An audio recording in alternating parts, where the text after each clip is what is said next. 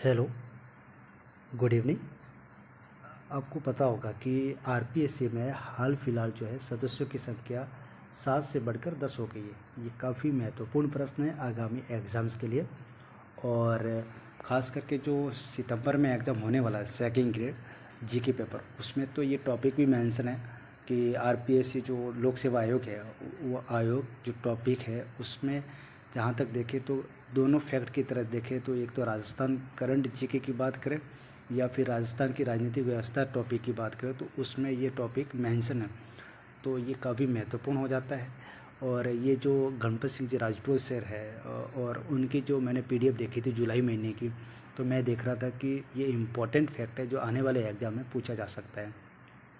तो वर्तमान अगर बात की जाए तो एक अध्यक्ष और 10 सदस्य है। ये काफ़ी महत्वपूर्ण बात है जो कि आपको याद रखनी है, ठीक है ना। इसके लिए कब बढ़ाया गया था, ये जुलाई की बात है। और उसके लिए आपको नियम भी याद रखने पड़ेंगे। 1974 जो है इसके नियम हैं। दूसरी चीज़ ये है कि इसमें सबसे बड़ी भूमिका किसकी रहती है, तो वो राज्यपाल की भूमिका रहती है कि आरपीएससी में कितने सदस्य होंगे, उसकी जो निर्धारण है वो राज्यपाल करेगा, ठीक है। और जब आरपीएससी की स्थापना की गई थी उस वक्त एक अध्यक्ष थे और 2 जो सदस्य थे, वो भी आपको याद रखनी है बात, ठीक है। और इनका कार्यकाल कितना होता है आपको याद होगा, तो 6 वर्ष और 62 साल, इसमें से जो भी पहले हो वो उसका जो है कार्यकाल माना गया है। तो इम्पॉर्टेंट फैक्ट है। अब पॉलिटी की दृष्टिकोण से देखें या राजस्थान करंट जीके की दृष्टिकोण से देखें, ये प्रश्न काफ़ी इम्पोर्टेंट बनेगा।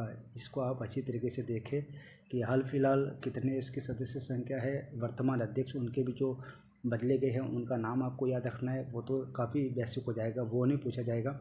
यहाँ पे आपको एक तो याद रखना पड़ेगा कि जो आरपीएससी में जो सदस्य संख्या बढ़ाने की जो शक्ति है वो किसके अधीन है।